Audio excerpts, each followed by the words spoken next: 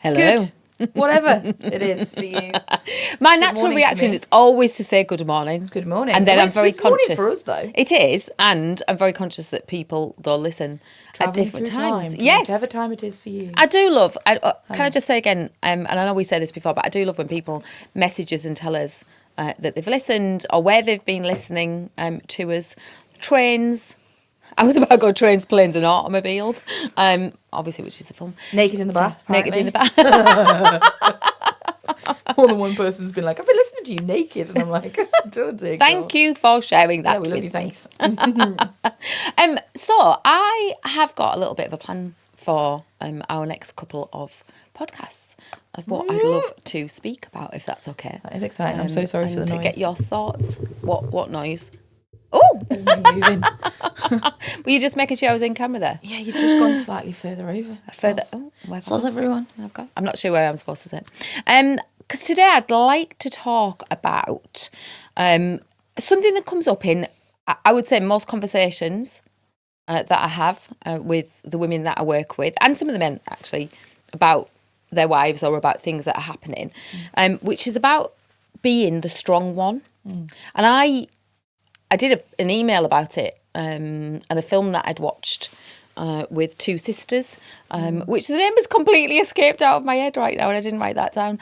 But I'll find it and come back to it. But yeah, about being the strong one, and you know, like being the person that everybody relies on, being the person that like just copes with everything, and does really kind of keep everything together.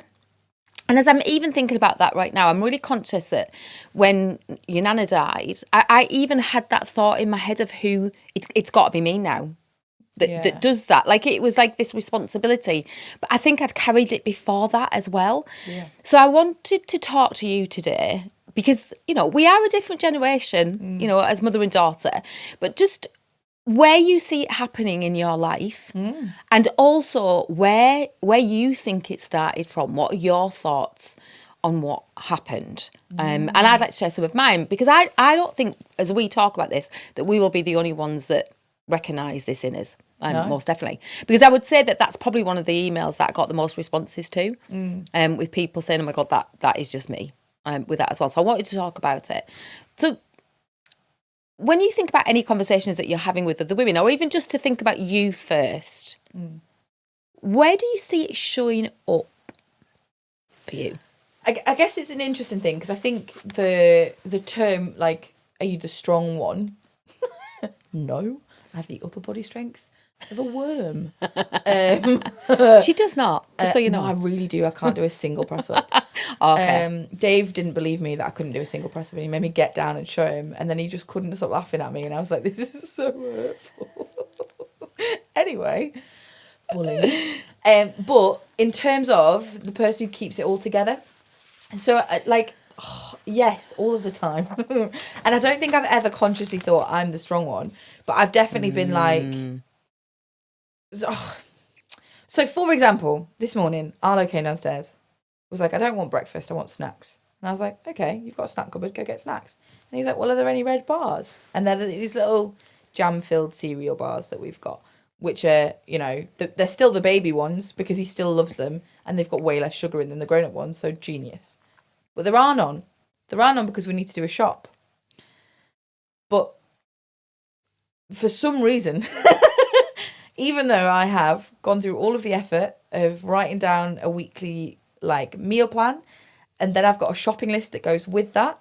So all you have to do is go in the cupboards, and for each thing of the shopping list, go, have we got that for this week already? Like, have we got it for this week already? That's all you've got to do, and then write the list and go get it. Dave has not done that once in the last... I think he did it once when I was really poorly, and he still came home with just loads of shit. And I was like... So it's like... sometimes the pressure on me that if I don't have that thought of like... And he's not incapable and he's not stupid. Yeah. He just doesn't do it. No. And like, it winds me up, because then if I'm like, well, you've not done it, then he gets all like defensive. And I'm like, so it's that. So I feel like I carry a lot of the, you know, like we wouldn't eat if I wasn't the one who sort of did it together. And then he does the washing, right? So that's his chore. Love that for him because I fucking hate doing it. But we'll get to a point sometimes and it's like, so like this morning there were 2 pairs of trousers in Arlo's drawer left because we needed to do the wash for him because it's been a busy week for Dave and that's fine. But there are 2 pairs of trousers and 1 pair of trousers is a pair that I know Arlo doesn't like to wear, which is why they're still in there. And then there was 1 pair of joggers. Which pair did Dave bring downstairs? The ones he doesn't want to wear. Yeah. So then he was like, then Arlo had a breakdown and was like, they're spiky, I don't want to wear those. And Dave was like, oh, they're just trousers. And I'm like, but he's told us every time we go to put him on him. He doesn't like them. And he just doesn't remember it. Mm-mm. So I have to remember that. I had to notice that Arlo started tiptoeing a little bit the other day. So I'm like, right, okay, we need to get shoes measured. And it's these tiny little things like, and don't get me wrong, it's not that Dave doesn't do any of it. Like he came home yesterday, Arlo got his school place. Yes! And he got the one that we wanted and I was so excited by that.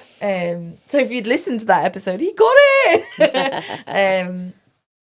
And like Dave came home and he'd printed off like all of the details about the breakfast club and the after school club and all this kind of stuff. And he's like, this is all the details from this year. But he was like, I thought we could look at the budget and see how much it was going to cost us compared to like, and it was, he preemptively thought that through and that was really good. So it's not like he doesn't have these thoughts or abilities, but when it comes to like the basics of the house, but it's also like, so obviously Arlo was upset about these trousers. And then Dave was like, right, come upstairs and brush your teeth. And I was like, I don't want to brush my teeth upstairs. I want to brush my teeth downstairs. And instead of being like, making it a game or just taking a second, he just went like super adult with him straight away and was like, I've told you to brush your teeth, go upstairs. And I was like, oh, he's 4. He's 4. This kid isn't, do you know what I mean? So then I had to catch the emotional fallout for both of them and be like, Dave, it's okay if you need to go and have a breather in the kitchen. And then me sat on the sofa cuddling Arlo, who's like, Daddy was so mean to me. And I'm like, fucking wasn't mean, but it's fine. But I was like, oh, I can hear that you're really sad. And I just caught it and it was fine. Like, why is it always me? It's always me. Why is it always me? Why is it always me? And like, I sometimes feel bad because I'm really lucky as a mum that I get a fair amount of time off in terms of Dave goes to visit his parents a lot. Like he loves going to visit them. Arlo loves going to visit them. So I think more than a lot of other mums, like my husband will just take my kid and go and stay with his parents. And like, my sister doesn't get that. Like I didn't get it. Yeah, like I get that a lot of people don't get that. So like probably at least twice a year, if not more, I get a full weekend just to myself to be in the house. And I love that. And it's just not enough to make up for the fact that I'm the default parent, the default organizer, the default everything. So I think that's my interpretation of being the strong one, is like, because I'm not the strong one emotionally. You know, like how you'd think that the strong one doesn't cry. I don't see it as that at all. No.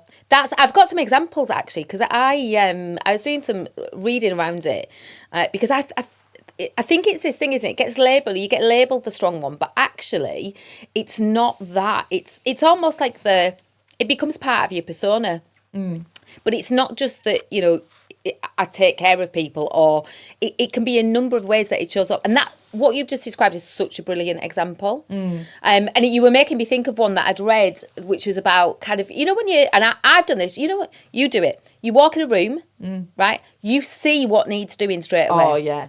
That one, it's like without even being asked, you automatically know that needs cleaning, this needs doing. Oh my God, we're going to have to do those skirting boards.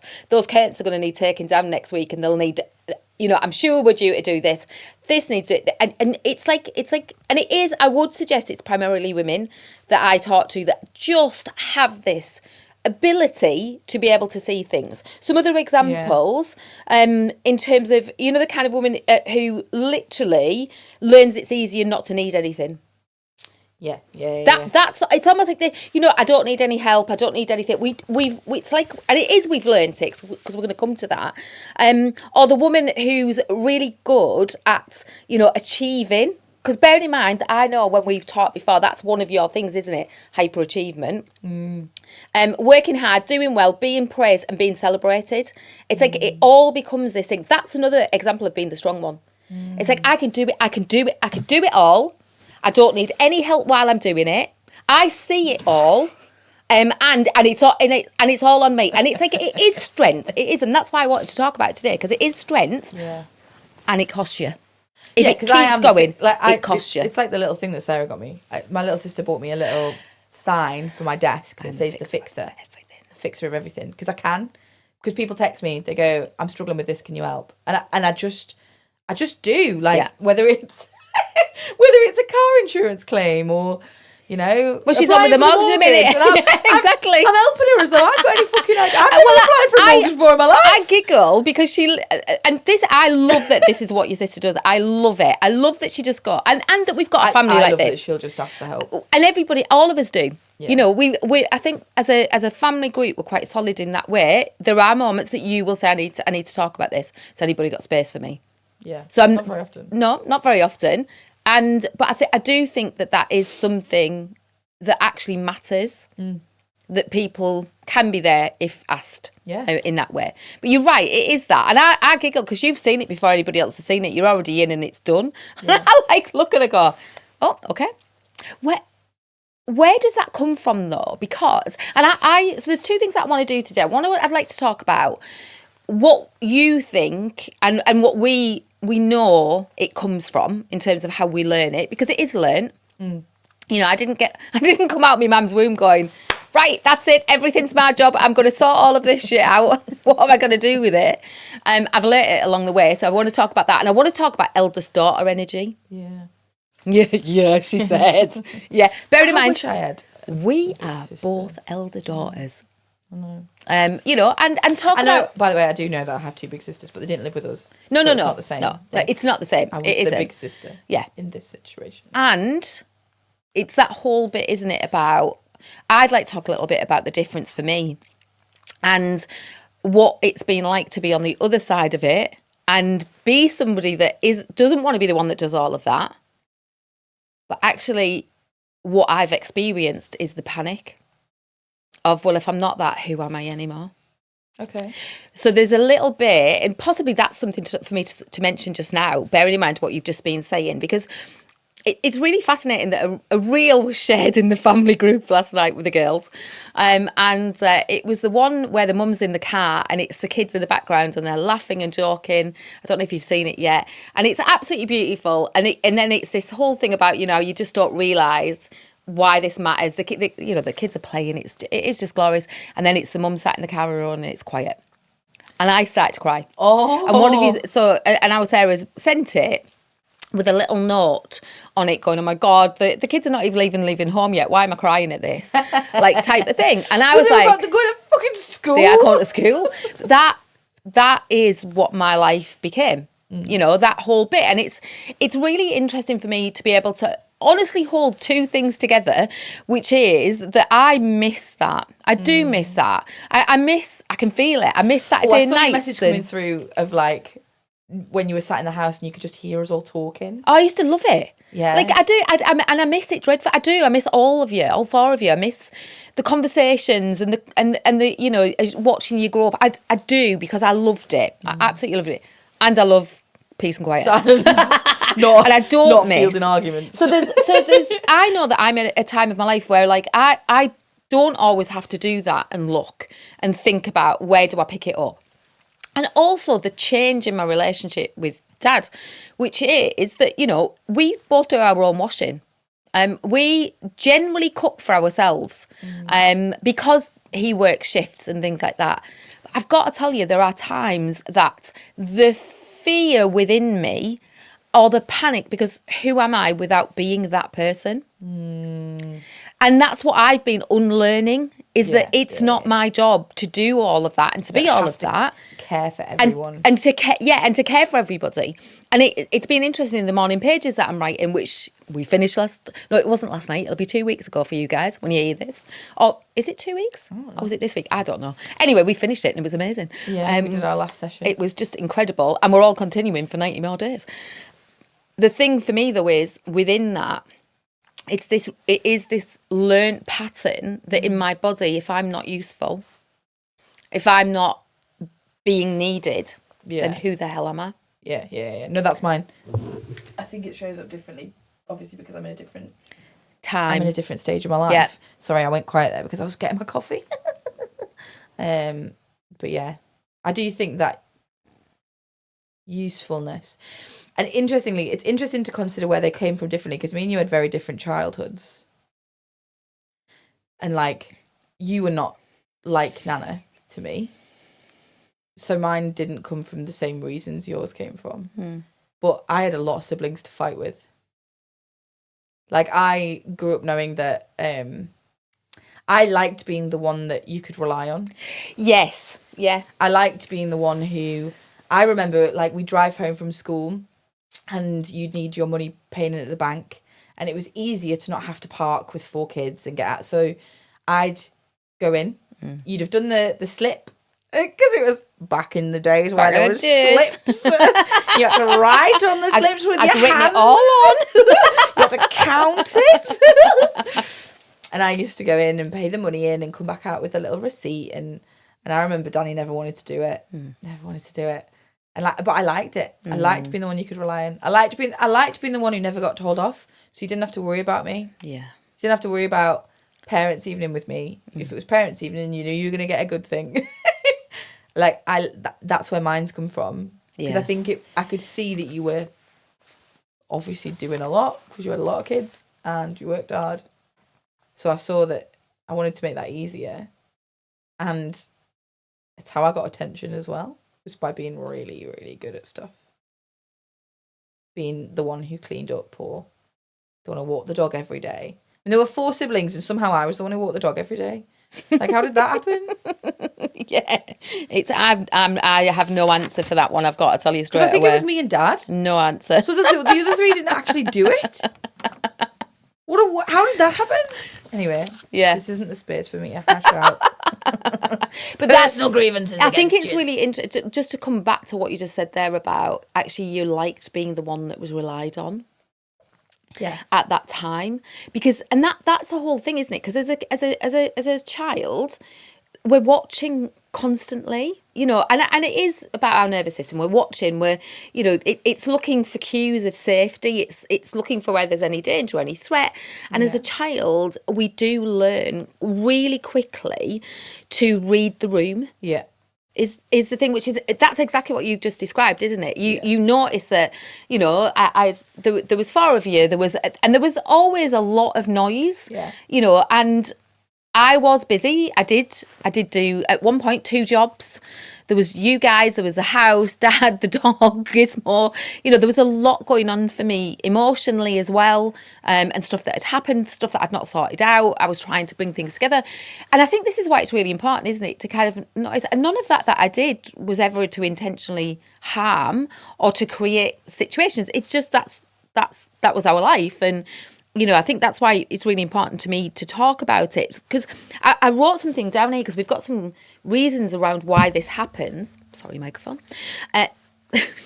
Like you're a real thing. If anybody's just watched that, then I've just cut that out. I've just struck that. I wouldn't cut it out neither. So reading the room, because what you notice is who needs what. Tick. What gets approved.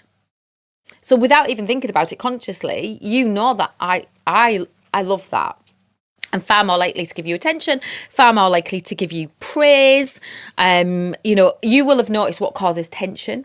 Yeah. So you got really good at what keeps things calm. And that means that then you start to adapt your behaviour. Yeah. So, you know, it's noticing, and this is why these are strengths, because blooming it, Lauren, fixer of everything. You know, that's quite an astonishing title to be able to have, isn't it? You know, I've just to share something for me, that I realised that growing up in a family where, you know, there was only myself and my younger sister, there was, you know this, and Nan and Grandad, but there was a lot of tension at times. You know, God love them, you know, we definitely lived at a time when, you know, things were more challenging. The 1970s, there wasn't a lot of money. You know, I remember a coal fire, a tin bath in front of it. I remember a lot of those things. And I remember a story about, you know, one Christmas it was a packet of screwdrivers, you know, for Grandad and something for Nana. It was really little things because they didn't have a lot of money between them, but they loved each other, and it caused a lot of tension. And I noticed, and I grew up noticing how I could, in some ways, manipulate what was going on to mean that things stayed calmer. Yeah. Yeah. You know, making a cup of coffee before anybody woke up. Yeah. Soothe it so that if someone woke up, you know, genuinely Nana, God love her, and she wasn't in a great place, then actually I would do everything that I could. It would be, the dishes would be done. I'm laughing because this morning you walked into my house because you picked me up to come here and the sink was full of dishes. And my first thought in my head was, oh my God, my sink's full of dishes. What's she going to think? And it's fascinating because you didn't think anything. But it's funny because I can see this programming in me. I remember that as a kid though. Before you got home, I'd do the sofas and do the Hoover because I knew that you hated Gizmo's hair. So I knew that it would be more like, in fairness, I used to do it not necessarily to protect myself, but also to protect, like, I knew that you'd be less angry at, like, Danny for being a knobhead. Do you know what I mean? Yeah. Like, things like that. So it was all these tiny little things that would add up, isn't it? But you noticed it. And it's funny because I never wanted to repeat any patterns. And it's really interesting that we're at this point, isn't it? Where it's like, you know, and I think that's where I need a bit of compassion for myself because it's like, you know, I would like to think that I was never a bad parent. You know, I was just a normal parent. There were stresses that were going on. There was all of that kind of stuff. But I think it's really interesting to have this pattern within us that we've grown up with, but to realise that it is a pattern and that there is a way to unlearn it. And to be able to change it. And just to come back to something, because I was talking, wasn't I, earlier about the eldest daughter energy. And I love this thing because it's like a little hidden belief. So I'd like to know how this resonates with you, that if I stay on top of everything, things will be okay. I hate being behind. I hate being behind. Being behind is one of my least favourite feelings. And I've realised I do it to myself in business as well. As I convince myself I'm behind. I'm behind in everything. I'm not. It's my business. And isn't it interesting? So there's the saying, if I keep on top of behind. everything, it'll all be okay. Yeah. And I think sometimes, because it's really interesting for you and I notice more now, the more we're doing this work, the more alike we are with those kind of beliefs that have come through. And well, that would make logical sense, wouldn't it? You know the saying, don't do as I do, do as I say, which is complete bollocks. Because we watch. When we grew up. Yeah, because we watch as a sponge. We pick up cues. No. So actually, as two eldest daughters, it's hardly surprising that that's the patterns that, you know, one, I learnt it because I needed to. Two, you've taken it on board in that way as well. So just even thinking about it, because, you know, if anybody's listening to this thinking, oh my God, I recognise that in me, you know, even thinking about eldest daughter energy, you know, it is about you mature early. It's why, if you think about, you know, how we've had to relearn how to play. Yeah. Because if you think about being a child, if the conditions were right, you know, you'd have so much time to play. You'd be exploring and be creative. But actually, in those kind of situations that we found ourselves in, I can feel myself wanting to apologise as well. I am sorry.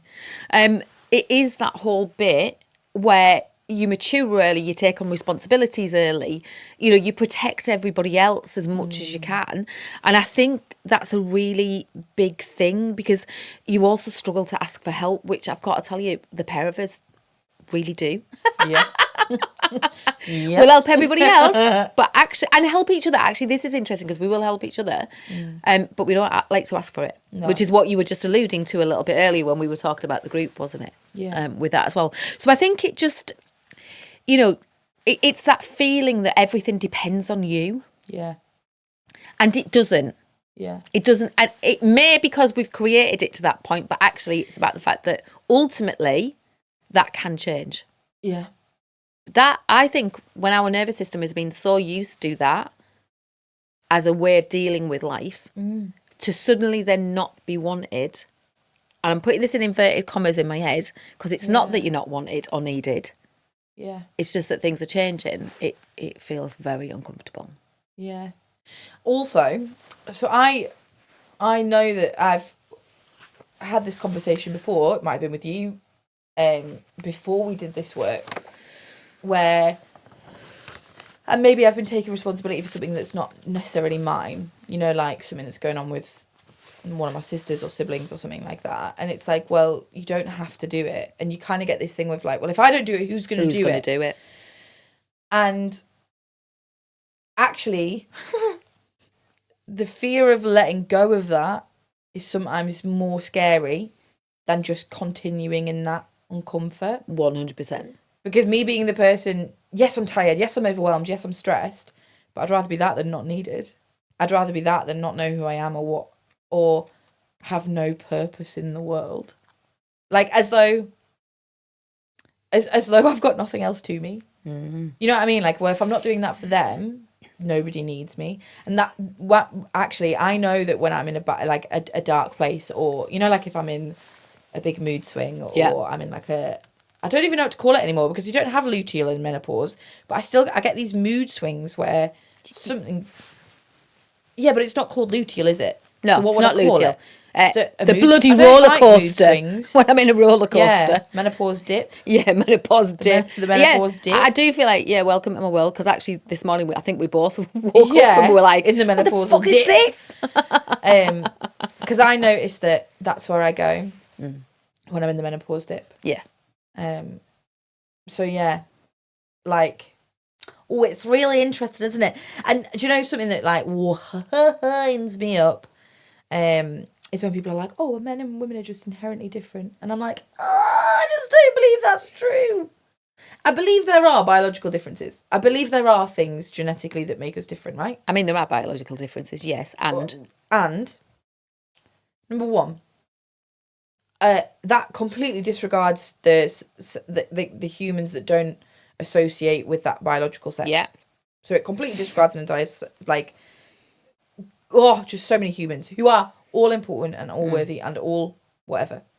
And I truly don't believe if we raised people in a genderless society that there would be as many differences as there are. For example, right now we're the eldest daughter energy, right? Mm-hmm. But both of our mothers were giving some form of energy that caused it. Mm-hmm. You were an eldest daughter, gave it to me. Your mum needed the help, so you like had that energy. If you hadn't had that like, would I have grown up with any of it? So, you know, like, I make jokes with my husband about the fact that he doesn't do any of this stuff himself, but that was caused. Oh, nurture. You mean the difference between nature and nurture? That's what I'm talking about. Like, yeah.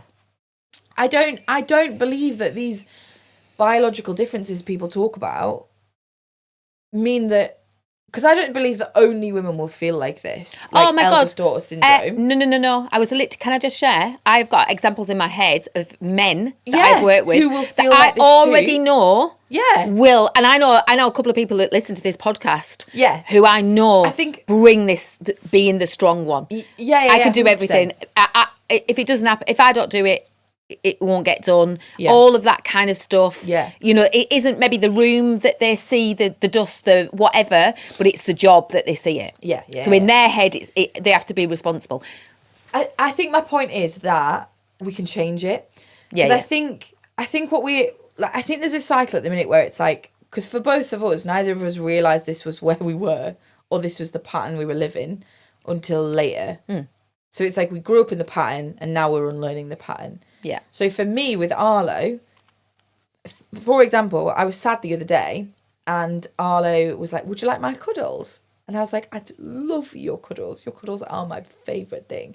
But then as we hugged, I was like, it's not your job to make me happy though, sweetheart. And like, I don't know if that's going to change anything or not, but it's like I purposefully say it. Yeah. Or like, he asked me to do something and I was like, I'm just going to finish this off. And then he said something and I was like, oh, sweetheart, you're always more important than my work. You're always more important than my work. And it's like, but I can only do that because I've noticed the patterns that we've noticed. Because when I was a kid, you hadn't noticed the patterns in yourself. No. To be able to stop me from, notice the patterns in me. Whereas because I'm in this position where I'm lucky, because that's all this is lucky enough to be learning the patterns in myself while my kid's still young, Whereas you learnt them when I was already grown up. Yeah. Do you see what I mean? Yeah, because interestingly, that's what I'm trying to explain. The pattern of the achiever. It's such a good point. The pattern of the achiever for me was, it didn't change till I hit 50. When I suddenly realised, and it did happen in a meditation, and I never spoke about it before, but it did happen for me, where I suddenly realised I was living my dad's values, granddad's values about work. Yeah. Where I just saw this pattern and I understood now. I'd spent my whole life to that point, and I really had, wanting their approval. Yeah. Because, I am the kid that grew up at the time where you come home with a B, and my dad, God love him, because that's what he'd learned, would ask me what stopped me getting an A. Yeah. So I don't think I did that to you guys. It's if not. You would just have celebrated. Yeah, the fact that I got a B in the first place. But it wasn't. It never felt celebrated. Yeah.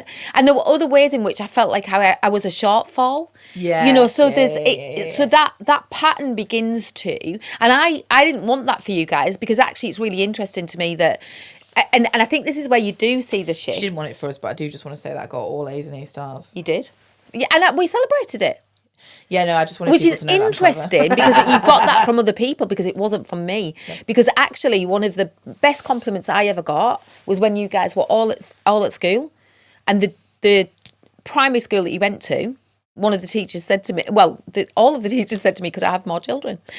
Because one of the things that I loved about you guys was that you were all your own personalities. They knew there was no pressure from me that you had to go into a particular area or do a particular thing. Or I didn't have any of that. I just wanted that whatever you did was what made you happy, that you got fulfillment from it, that you knew that life wasn't always going to be easy. And I think in a roundabout way, that's the way that we've brought you up, and you've learned so much from that as a group of kids. And but that's the bit for me. It was like, I don't want you to feel that you have to work in a certain way, but you have learnt it to a degree, because we know that hyperachiever is definitely something for you, but it's different. It's not exactly the same pattern. It's a different pattern for you.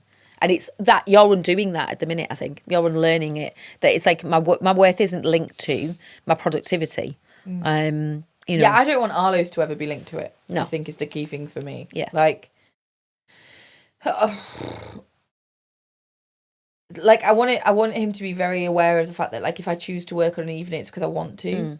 I want him to be very aware of that. So I don't ever want to subscribe. And obviously he'll have to, because he's going to a school that does. But I don't ever want to acknowledge attendance achievement, because even as a kid I used to hate that, because I'd be like, what, you're being celebrated for not being poorly? Yeah, because that's out of my control. What do you mean? Exactly, this links again to the not needing help, not noticing when you're unwell, not being able which to, is completely different now. Because now, but I used to ring you. So in my 20s, as someone who was at work, as a fucking teacher who was great at my job, I would still ring mum on a morning and make sure it was okay that I rang in sick. You did, until we did all the work we've done. Literally, until this all started, I physically could not ring in sick until I rang and asked you. Dave still can't do it.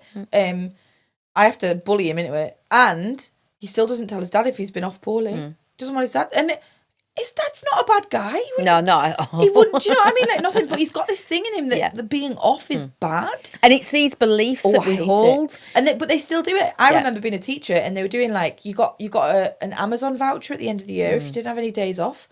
Fuck off. I want Arlo to have days off. Well, I purposefully want him to take a mental health day if he needs it. Exactly. And that if he's unwell, because this is the challenge, isn't it? I want him to trust himself to know, I've got a cold. Actually, I'm all right enough to go.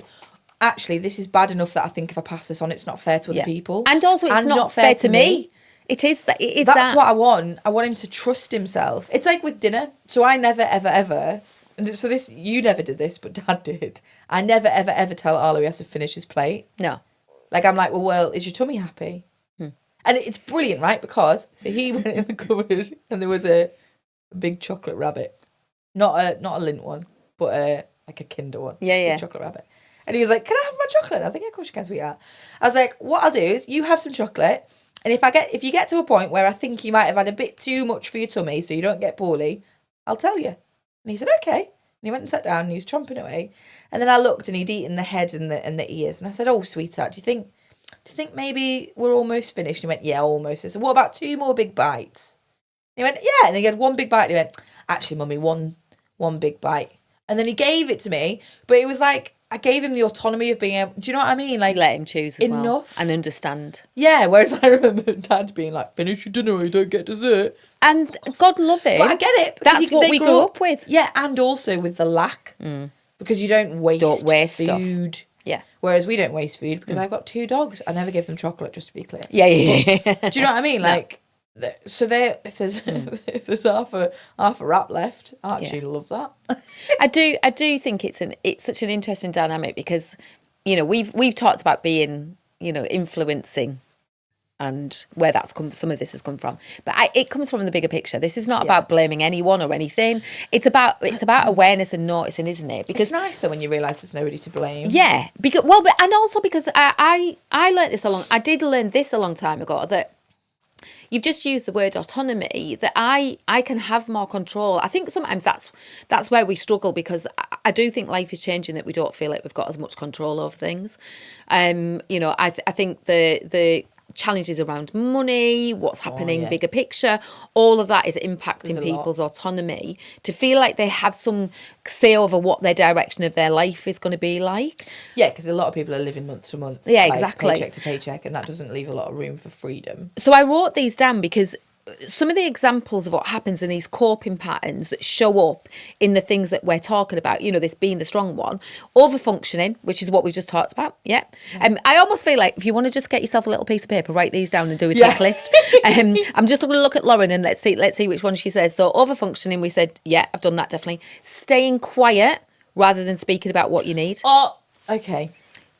I'd like to have not put my finger, and we're doing a put a finger down for this. But I've literally just in the car talked about the fact that I'd stayed quiet to keep the peace, so I can't. Pleasing. I mean, hang on, I've got 2 hands up and 2 feet on this one. I'm not as much of a people pleaser, actually. I don't, because I have a personal vendetta against people pleasing, because I think people pleasing pleases no one. That's my hot take. Oh, it does? People pleasing pleases no one, because you do what you think other people want, but that's not what they want, so you don't get what you want, and they don't get what they want. No one's happy. Exactly. Anyway, that's my... Thanks for talking about my life. Yeah, stand down. Stand down. Achieving. Stand down. Achieving. Yeah, definitely. Controlling. And withdrawing. Right, they're all patterns. These, and they work, and that's the point. A bit of isolation. And I love this. They all work, and they are not the problem. The problem is they become permanent. Yeah. It's not a bad thing to withdraw and give yourself the space, but it's a bad thing to withdraw it's not, forever. Yeah, and it's not a bad thing to overfunction every now and again. It's the fact that it just becomes the default and the pattern. Yeah. So I really wanted to kind of share this with people and have this conversation, because I am pretty much most people that I speak to, I notice these things in the conversation. Well, knocking's really changed that for me, you know, with the overfunctioning.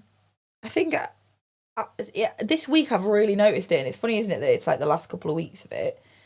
But I've really noticed that if I get to a point where my to-do list, I'll give myself a to-do list for the day. Yeah. And I'll give myself a non-negotiable to-do list, and then I kind of want to do that to-do list. And if I get the non-negotiables done, and then I'm sort of halfway through the others, I don't force myself to finish it. I'm like, well, it's 4:00, I'm going to be done. Yeah. And I'll finish. Yeah. And I think that's something that's really changed, because I've definitely been the kind of person who's, well, I could do more. I could do more, so I should do more.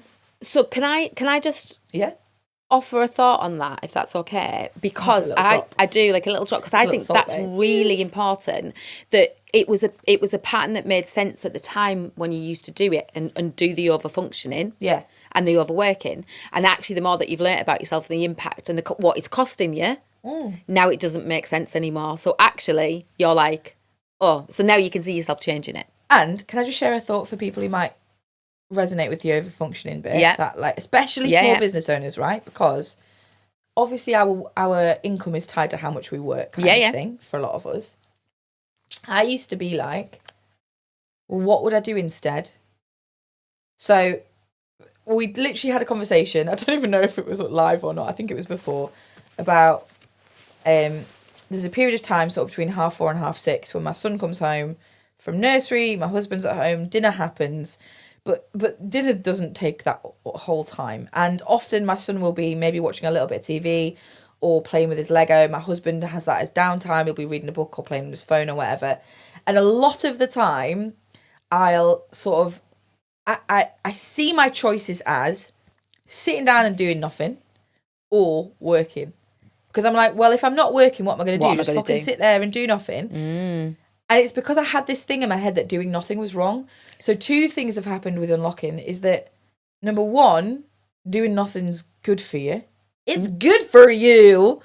But number 2, doing nothing actually often leads to a lot of something. And there was an episode... There's an episode of Tumbleleaf, which, by the way, as a parent, I 100% recommend Tumbleleaf. It's brilliant. It is cool. I do like it. Where they're like, there's nothing in the finding place that day. They didn't find anything, so they had to just do nothing. And they all found something like dancing or singing or just tapping or whatever. But out of boredom comes magic. Oh, do you know what? I love that. Let yourself be bored. And we don't. And they talk about this because as a Gen X woman... who remembers boredom? Yeah, I loved being bored. And then you would go and do stuff. I'd be bored and then I'd go and get a book and do some colouring. Or do you know what it is? I'd write stories. I wrote, and I don't think I even showed you these. I remember being a kid and just writing hundreds of them. No, I did see them. Stories of Tutankhamun. Tutankhamun, the Egyptian pharaoh. All I just would write and write and write. Or I'd make a pharaoh scroll and use a tea bag and burn the edges on the gas hob. On the gas hob. You know what I mean? I've still got a gas hob. I love my gas hob. But yeah, like boredom is brilliant, and my best ideas in business have come from boredom. I'm a massive advocate for it. I know, but you know that because that's what I've talked to you about, and the default mode network, and there's more to it, and I know we've talked about it in a previous podcast, but I do think it's one of those things for me that actually a lot of the women that I work with, it is the overfunctioning. And the men. And we just don't give ourselves enough to rest because for a lot of people, rest feels unproductive. Yeah. And I've got to tell you, if that's what's happening, you're doing it wrong. It's like, but also this boredom thing, the whole boredom thing around, what comes from that and how we begin to see because actually this is the difference between it being what kind of nervous system state am I in? Because if I'm in fight or flight because I'm panicking, I'm fearful, I'm worrying, then the default mode network is just going to make that worse. That's where I go spiral and I get overwhelmed. Whereas actually if what I could do is notice that, bring myself out of that, do some of the practical things that we've talked about before around breathing and actually maybe dancing or shaking or doing whatever, being a little bit more playful, then... I can take that moment just to start to allow my mind to wander. So I think, a lot of this stuff. It is life-changing. I don't think life-changing is specific enough sometimes for to understand that the work you do with people, it doesn't just change, because I think change your life sounds nice, doesn't it? It gives you your life back. That's what it does. I feel more alive.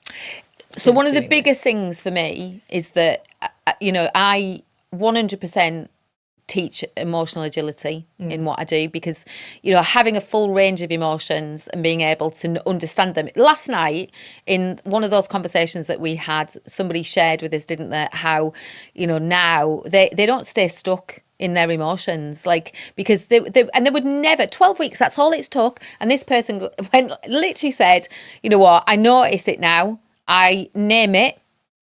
I sometimes might write it down, but I consider what's it trying to tell me, and then I let it go. And I was like, we all stopped, didn't we? Because the difference that it had made for this person, and that was just from noticing these things, because through unlocking, I'm bringing other stuff that I'm doing, because when it feels relevant in the moment, why wouldn't I do that? Because that's the whole point of it being more, isn't it? Exactly.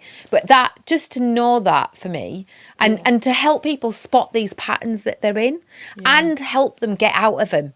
Because I think that's the part. It's right, what's on the other side? Action on the other side of it. Because I didn't want to be somebody that felt like I wasn't. Who was I without being the mum? Yeah. Who was I without being the woman who had the corporate job? Who was I? And that's the bit for me, that I absolutely love, helping people to rediscover and kind of then restore who they are. And for some people, some of that needs to be recreated. Yeah. You know, I've learnt that with CPTSD, complex trauma, that actually a lot of that, you know, it's missing. Yeah. So we've got to rediscover who we are through play. Yeah. You know, because it's that. But yeah, absolutely. So I would just love to know if this has resonated with anyone today. Thank you, Lauren, because, you know, I came with a question. And I'm going to do a lot more of that because I've got a lot more topics that I really want us to talk about. That for me really sit with what we do, and primarily what I do in the House of You and in Unlocking. Yes, and the House of You is a 9-month coaching program where you. Honestly, the word, like, sometimes I'm like, there's just some nice words that you could put into it, right? But it's meeting yourself and just, it's really getting your life back. So if you're interested in reading a bit more, you can go onto our website. You can find us on Instagram at The Restoration Coach. Or you can send me a direct message and ask me more. Or you can send her a DM if you've got her on Messenger. No obligation. I don't tie people into things. No. If you want to come and have a chat about it, if you needed to. Send me a little voice note. Let me know you're interested. We can have a conversation about it, and I can talk you through what it is that I do. Yeah. And at the end of that, I'll leave you to think about it. Yeah, and I also happen to know that she's got a space to take on one more client in April if you're interested. I am. So I am interested. You are interested. Well, I was interested because it was me. I was my first client. Anyway. Cool. Anyway, thank you for listening. Week. Yeah, and you take care.